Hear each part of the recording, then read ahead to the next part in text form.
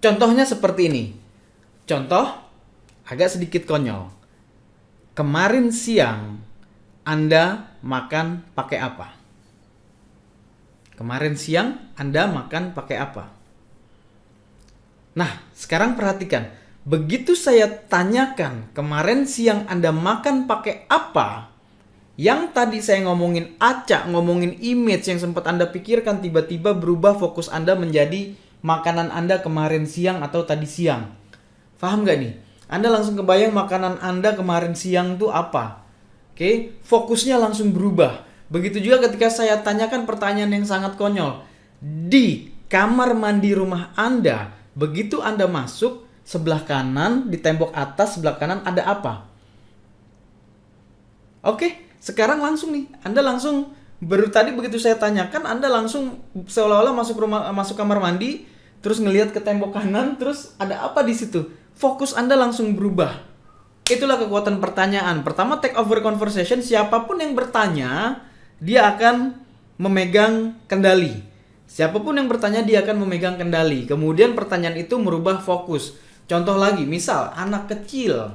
Anak kecil kalau lagi kalau lagi nangis nih, wah lagi ngambek di segala macam. Tuh apaan tuh, dibilang begitu kan. Tuh itu cicak ya. Dia akan langsung lihat mana cicak. Karena apa? Ditanyakan, dikasih pertanyaan.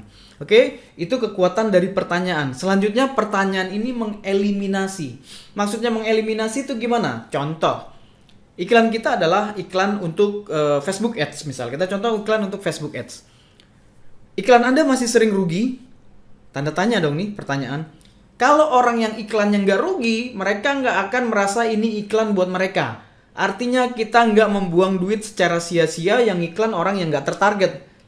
Pertanyaan ini mengeliminasi. Oke? Jadi contoh lagi misal Anda ingin terlihat cantik di mata calon mertua Anda. Oke?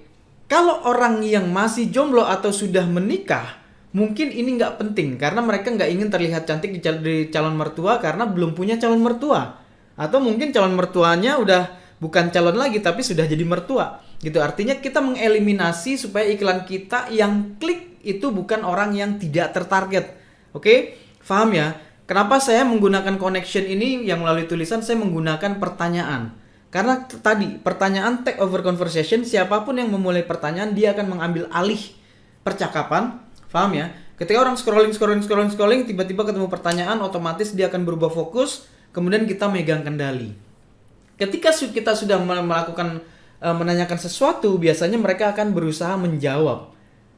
Itu otomatis. Manusia ketika ditanya pasti pengennya ngejawab. Oke? Pasti pengennya ngejawab. Clear nih, ketika mereka sudah pengen ngejawab, terus kita terusin dengan nanti yang namanya action, itu efeknya luar biasa, oke? Jadi kenapa pertanyaan? Pertama, pertanyaan take over conversation. Kedua, pertanyaan itu merubah fokus. Ketiga, pertanyaan itu mengeliminasi sehingga iklan kita nggak sia-sia. Terus, boleh nggak Om? Kalau iklannya jadi digunakan pernyataan? Boleh, nggak ada larangan.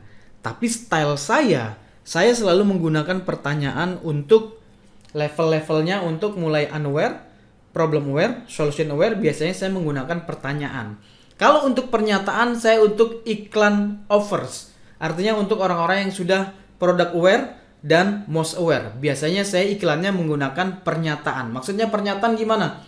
Diskon 50% khusus untuk hari ini. Diskon 30% khusus untuk 5 pembeli pertama.